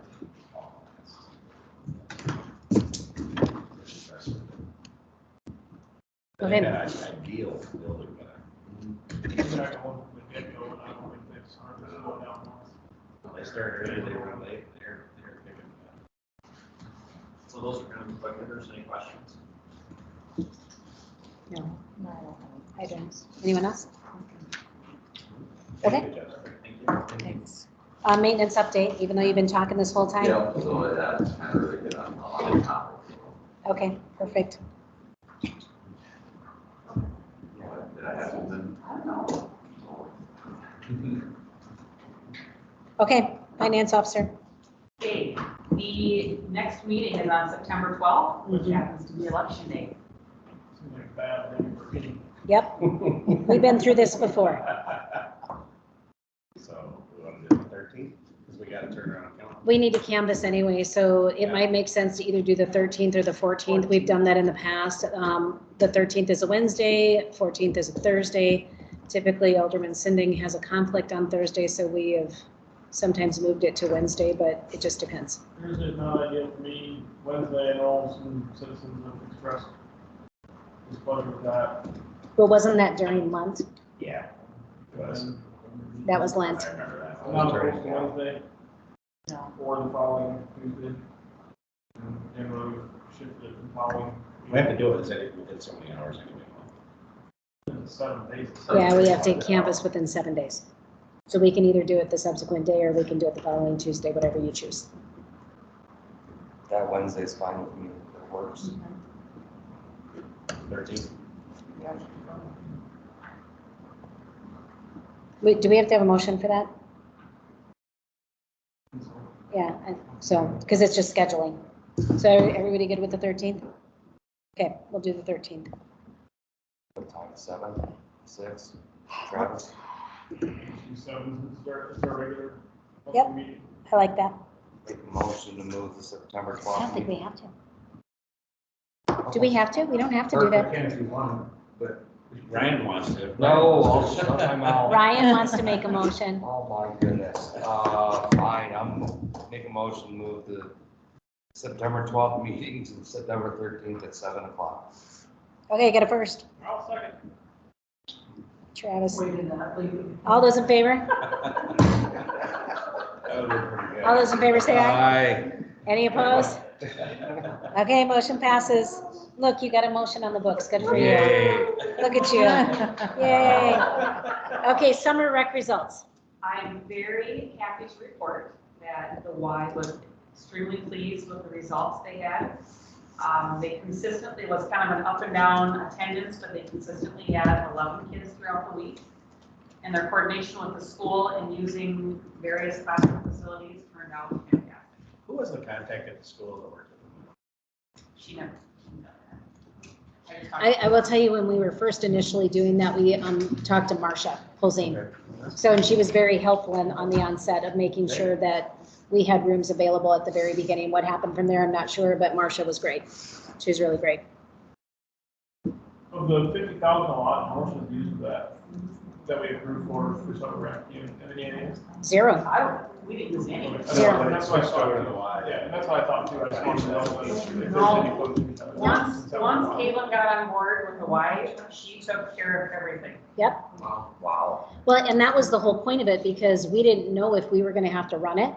And so that's what the $50,000 allotment was for. But then once the Y came in and said, no, we'll just do it, we didn't need it. Are we good automatic for next year, or do we have to do anything? I think we promote it sooner. Okay. Yeah. So I think we should start promoting it like in January. But we probably need to, we need As far as to, contacting them and saying, hey, we're definitely on, we want to do this again next year. Well, it helps now that we A each base. know what everybody is, what we do. Okay. Yeah. You know, Right. I think that's kind of where you start off a contract like this, is everybody's got to figure out what the other person does and what's available. The big thing for them was getting a facility that had air conditioning. Yep. And once we got past that, it was fine. so what I'd like you to do is make a note that in November, we go to the school board and make sure that they're on board with providing facilities for a summer rec program. So we know we have that box checked. And that gives them time either in their November or December meeting. And then in January, but then we can talk to the Y from there and we can start promoting in January. Because I know I was planning in January for, at the very latest February, I was planning for summer when my daughter was that age. So I think that if we bump it up and we have more time to explain, because they had fantastic scholarships for people that qualified. Yeah, I mean, you couldn't beat it. You couldn't beat it. It was a really great program. Yeah. And they were really open to a lot of creative ideas, but because we had started so late, we weren't able to spin it, you know, that, but if we start earlier, we might be able to be more creative And how with what nice we is could do. it that we didn't have to spend Not a dime, zero, $1,000? zero. Isn't that great? What a win, huh? Yeah, huge What win. was the weekly cost again? I can't remember. Was it 175, 150? I thought it was 160, wasn't it, a week? I have no idea. I don't remember. I feel it wasn't over 175. Yeah, No. we'd have to go look. But the people that were eligible for scholarships, it made it affordable no matter what your price point was, because they had ways to work with you, and they said if you have an individual situation, call them. And that they, because of the type of program they had some really creative funding available for those people that really needed it. So it was really a great situation. Anything else? Not on that, Okay, not on that. good job. I've contacted some folks for the election to help out. We kind of decided in-house here in conversation up front that we're gonna try to hold it here because we have a private entrance now, we have the room, and it's air conditioning. Thanks. So we've started all publications for the election, and with your approval, I would like to have Kathy Fate, Dave Linton, and Julie Hansen as our election board with an alternate as Linda Johnson. They do pretty much every election. I will approve that election board. I will second. All right, hold on. Travis is the first, Brian's the second. All those in favor say aye. Aye. Any opposed? Done and done. Good work on that. And how nice that we're not gonna have to schlep stuff to another building. Everything's Yeah. right here, and then that way when you have to make more copies, Great little addition. it's right here, so it's another excellent use of this space. Word of the night, schlep. Schlep. Okay, And just to Budget planning. Close out, I just want to remind you guys, August 29th, 5 PM, we get to talk numbers. can't wait. Super fun. Oh, God. What time is that? 5 PM. 5 o'clock. I'm gonna, Bye. I might be late. I should have heard that. Otherwise, we'll be here till midnight. I might not be. 4 hours. Or About 4 hours. But I'm over. Of course it is. we used to do it at a special. Tuesday? night. You're killing me. So- I know it is, but come on. it's He's small. gotta eat the Forestburg melons, you know, he's gotta go. I'm not sure what we're going on. Oh, great. Turn your stuff in early then. Yeah. Anything else, Miss Lacy? That's good. Okay, so, community relations update, driveway carnival. We made $941 in the driveway carnival between, people that were registering the passports and open donations and the site donations where it had free will offering in the different driveways.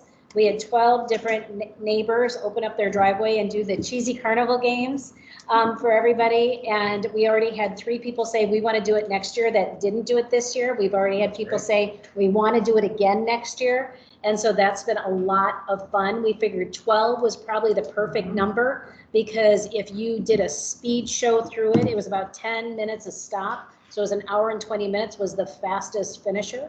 And of course, we had 17 prizes. They were fantastic. We had 60 completed passports. With 70 completed passports. 70 completed passports. That's awesome. And then, my gosh, I don't even know how many people were in the backyard of the doghouse. I kind of lost count, but it was packed and it was wonderful. And I talked to the doghouse. They said their sales were through the roof that day, which they figured would have been minimal without this event. So again, you know, neighbors coming together for a community event and helping, you know, our commercial base. Did you guys have a good day at Classic Corner that day? Okay. Well, we hope you did too, you know, and so we're just trying to elevate the experience, but most importantly, the feedback was phenomenal of people saying, hey, I met people I would have never met otherwise. We had new citizens come in that didn't know people. We had people come from out of town. We had a lot of feedback of like, what a great thing to do with kids. You know, it was low cost. I think Deb, you said that it was a low cost opportunity to be able to just get out and do something in Baltic. And so to create that kind of amenity and experience, it was just really well received. Huh? Oh yeah, it was fantastic. Fantastic. It was wonderful. that the food bank and the Yes. community garden were there because Yeah. we've been working, trying to raise awareness of our presence in our community and our availability to our neighbors. And I met a lot of people. Plus, we had a blast. You should have came back. We would have sold you. You know, I have to say, all of the driveways were really fun, but I gotta tell you, the garden had the best because they had the kids try to hit little paper plates with a water gun, but if they missed, they watered the flowers. So it was just brilliant. It was just brilliant. I just loved it. And so we have pictures all over, you know, Facebook. If you want to see it, maybe we can get them added to the city website for those people that aren't on Facebook. Total success, which is why we want to beef up the community event committee because it was too much fun not to do again. Okay, so this weekend, biggest event, Dog Days, going very, very well. Props to Lacey Harrington again, who's knocking it out, and Lacey Branham is helping a ton. Ryan Fotts has helped a ton. Ben has been, you know, helping. Everybody's like ponying up. The council's been all on board about trying to get everybody involved. Allison has been an invaluable asset. Yes, you have, because she's like been our conduit of like what we did before, how we can do it this year, how we can make it better. So thank you for all your feedback on that. And all of the people in the community that have taken on this event. I don't think people really know that this is a decentralized event. So with every activity, it's a different group of people that are putting this all together. And then the city's just trying to, you know, coordinate the overlaying of it.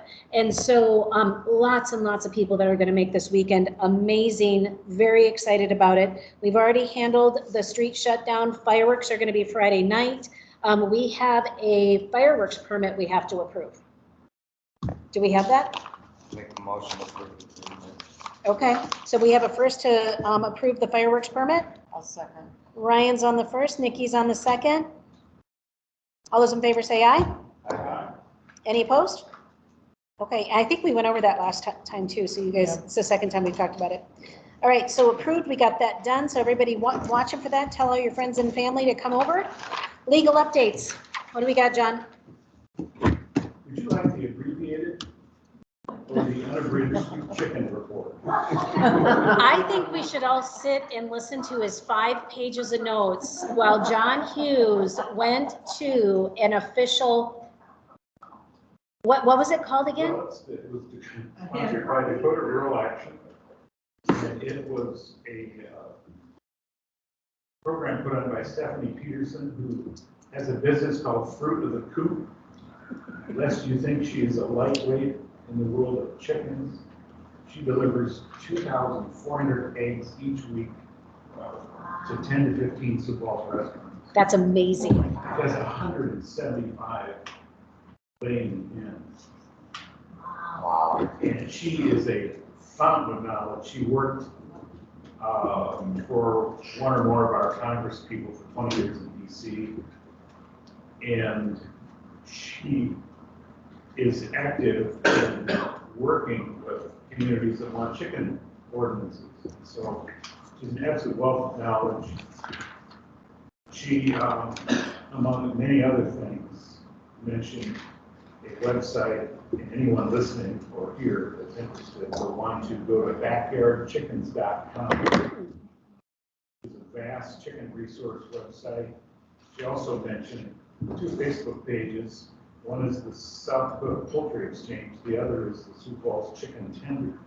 Stop it. Yeah. Yeah. I knew nothing. Sounds tasty. I knew nothing about chicken. The South Dakota Chicken Tenders Sioux Falls. Sioux Falls Chicken. South Dakota Poultry Exchange. Okay, Facebook page. okay. Then there's a more local Facebook page called Sioux Falls Chicken Tenders. Sioux Falls Chicken Tenders on Facebook. Wowzers. This was amazing. She really likes the Sioux Falls ordinances, but I wanted to go to this. It was an hour and a half at the downtown library. It cost nothing. And she talked about, the 3 ways to purchase chickens: the feed store, to get chicks, a hatchery, or there's a place in Iowa that she likes a lot, or buy adult birds. She talked about, in Sioux Falls, you can have 6 hens in your backyard without neighbor approval for more. There's 25-foot setbacks in Sioux Falls. She talked about heritage breeds and hybrid breeds. I knew nothing about them. There are the two kinds of chickens, heritage or more natural. The hybrids they have zero chicken instincts. They're bred for captivity. They have no fear of predators. They just basically, eat meat. When it comes to predators, she talked about Brahmas and Plymouth Rocks and Workingtons and Reds and Easter Eggers. And she talked about how to set up a brooder. She talked about what? A brooder, for little chicks. Okay. So because they don't lay eggs until they're 5 months. And I didn't know, hens have a certain number of eggs, and when they run out, about 600 to 900 eggs. They have to have 16 hours of sunlight a day to lay an egg. They have to have calcium. She said, do not use chicken wire. She said raccoons can get through them. She said use hardware cloth, which is a galvanized metal, half-inch openings. They're rectangular openings. They call it hardware cloth, but it's steel. You need a coop, you need a run. She burned down her garage with a heat lamp. She said they're super flammable. And super fire. I'd be scared if the chickens were fire retardant. And I'm getting play-by-play slide shots, right, while he's at this thing. I have photos too. It was great. It was great.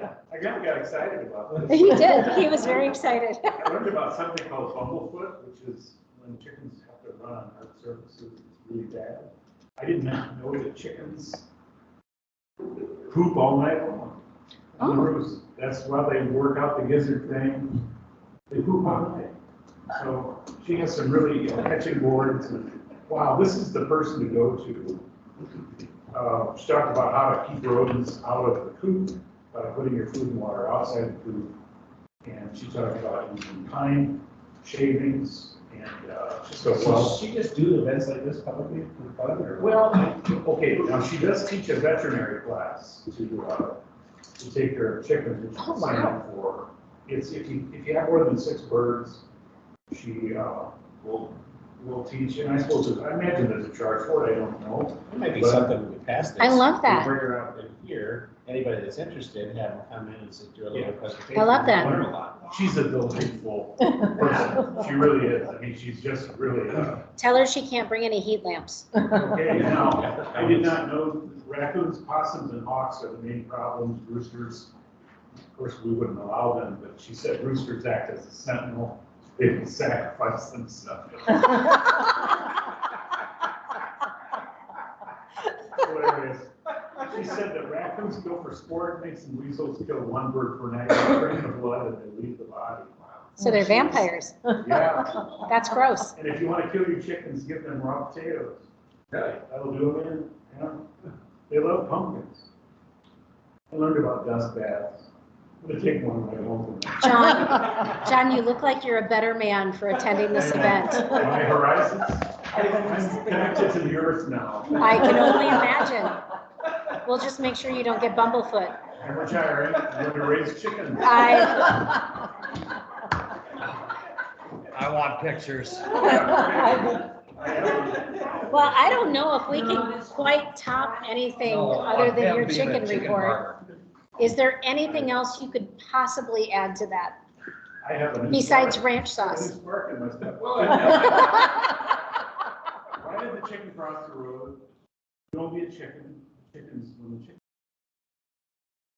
stop ruffling your feathers, that's nothing to crow about.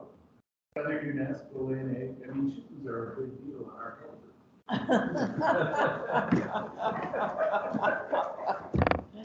John, you're a good egg. Oh, God.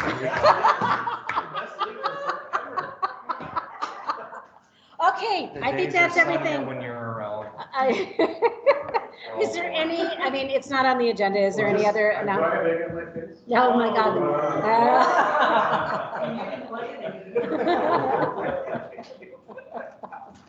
I think we're on to adjournment now, unless there's anything else. Oh, council mayor update. Any council mayor updates?